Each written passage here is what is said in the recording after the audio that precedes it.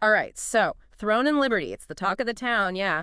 Big launch coming up, and everybody's wondering another MMO to throw on the pile or something. Different. Different is good. Different is what we're here for. We want to make sure you know if this is going to steal your free time or if you can just let it scroll on by. We're talking reviews, first impressions, even eavesdropped on a gaming podcast's take, all to get you the good stuff. No smoke and mirrors here. Exactly. And what's got me really curious is this whole history behind Throne and Liberty. Did you know this thing's been in development for over a decade? Over a decade. That's wow. Right. Apparently, it was originally going to be a sequel to Lineage. You know, that Lineage. Big shoes to fill. Lineage is iconic. No kidding. So they're trying to follow up a legend while also doing their own thing. That's a tightrope walk if I've ever seen one. And speaking of walking, or, well, controlling your character, they're doing something interesting with the controls. Oh, yeah. Lay it on me. So you can choose between classic tab targeting, old school, and they've got a more actiony mouse look thing going on. Interesting. And you can switch between them. Seamlessly, apparently. So no more fumbling around with menus when you're just trying to explore. That's a big deal for MMO vets. Wow. It sounds like they're really trying to bridge the gap between the hardcore MMO crowd and people who want something a bit more modern feeling, Yeah, exactly. Make it accessible, but not alienate the core audience. Tricky stuff. But while they're figuring out that balancing act, can we talk about how incredible this game looks? I was just about to say, the visuals are insane. One reviewer I was reading was dense foliage, swaying trees, interesting structures. They've even got dynamic weather. They're really pushing the limits of what you can do in an MMO these days, visually speaking. Yeah, it's one thing to have a big world, but if it's boring to look at, who cares? But this sounds like they're aiming for a whole different level of immersion. But enough about pretty trees, right? What about the actual gameplay loop? Right, get down to the nitty-gritty. One thing that's got people talking good A.B. bad is how they're handling classes. Or rather, how they're not handling classes. No classes, just weapon system, right? That's the one. So from what I'm gathering, you're not logged into any specific role. You pick up, say, a bow and a staff, and bam, that's your class, essentially. It's super flexible, but is it too flexible?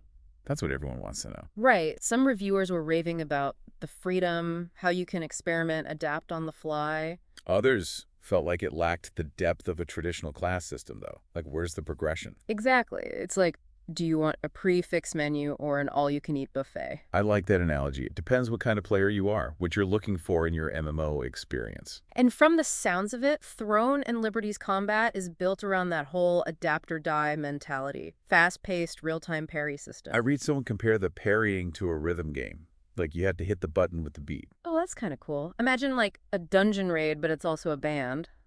Metal. You need a drummer tank for sure. But yeah, on a serious note, being able to switch weapons mid-combat, that adds a whole layer of strategy. But will it get old? Is there enough depth there? Big question. The million-dollar questions, for sure. And speaking of big money, we got to talk about the elephant in the room.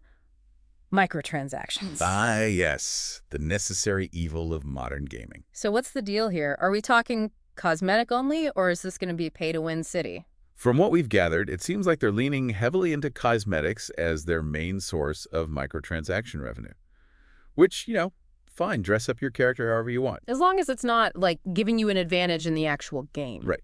But there's a premium currency called Lucent, and it can impact the in-game economy. Oh boy, here we go.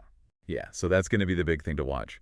Does it feel predatory, or is it something players can engage with on their own terms, regardless of how much money they're spending? Because we've all seen what happens when microtransactions go bad. It's not pretty. No, it can really sour the experience. So we'll be keeping a very close eye on that as things develop. For sure. But let's shift gears for a sec. We've talked visuals, combat, money. But what about the world itself? Does it feel like a real place? Or is it just another generic fantasy setting? Right. Because a beautiful world is one thing. But if there's nothing to DO in it, what's the point? Exactly. Some reviewers were praising the world's scope, the beauty, Others use phrases like seen it all before when describing the quests and the overall design, which is a shame. Imagine pouring your heart and soul into creating this sprawling world, and people are just meh, brutal. Yeah, tough crowd. Yeah. Especially in the MMO space. Players want something familiar, but they also crave that sense of wonder, of discovering something truly unique. It's a tough balance to strike. So the big question is, does Throne and Liberty manage to pull it off?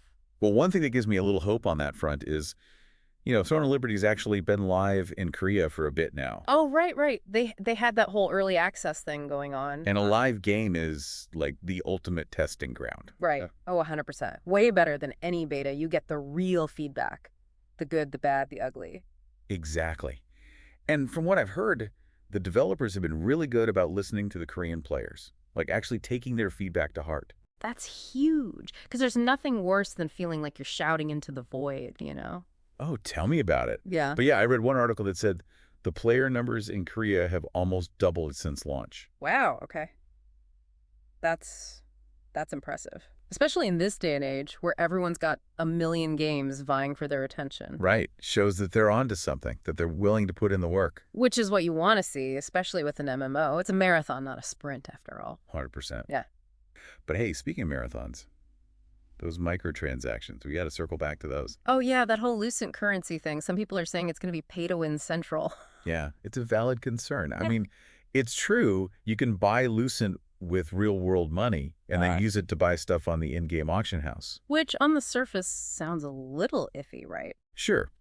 But it's not quite as straightforward as drop a ton of cash, win the game. Okay, so break it down for me. What's the catch? Catch is, players still have to actually earn those high-end items through playing the game before they can even put them up for sale. Ah, okay. So it's not like someone can just waltz in, buy a god-tier sword on day one, and ruin everyone's fun. Exactly. It's more like, think of it as taking a taxi versus walking. Right. The taxi gets you there faster, sure.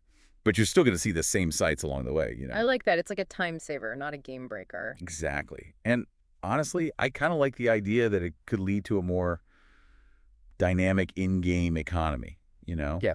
where the hardcore players, the ones who put in the hours, can actually earn some Lucent by selling their rare loot. And the rest of us can, like, throw some spare change at the problem if we're really desperate for that one item. There you go.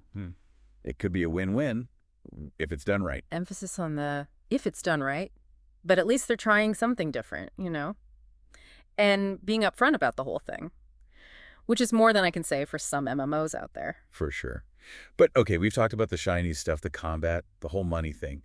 But what about the heart of it all? The world itself? Right. Does it have that special something, that thing that makes you want to log in day after day, week after week? One reviewer said it gave them a real sense of nostalgia, like they were back in the golden age of MMOs.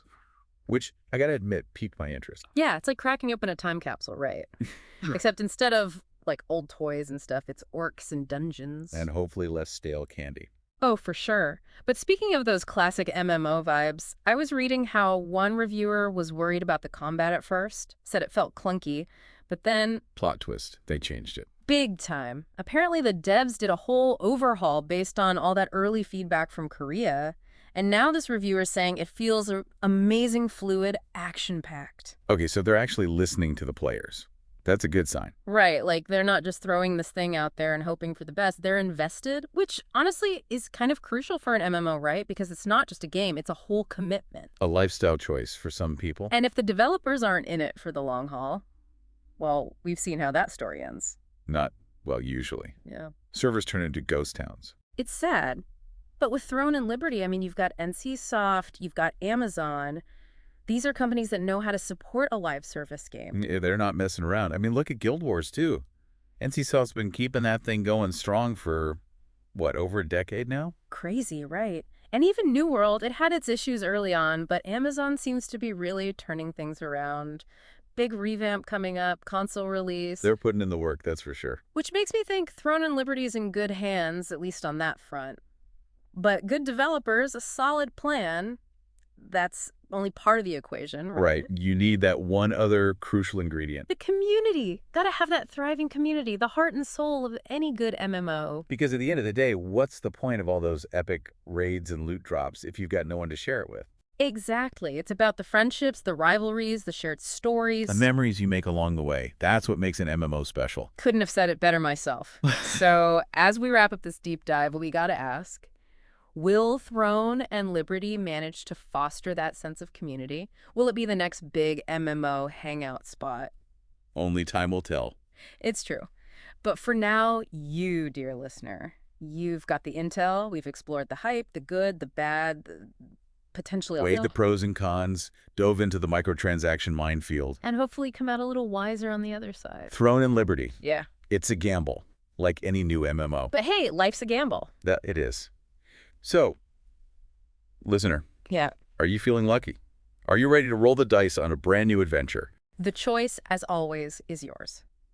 But no matter what you decide, we'll be here diving deep into the wild world of MMOs, making sure you got the info you need to make the most of your precious gaming time. Until next time.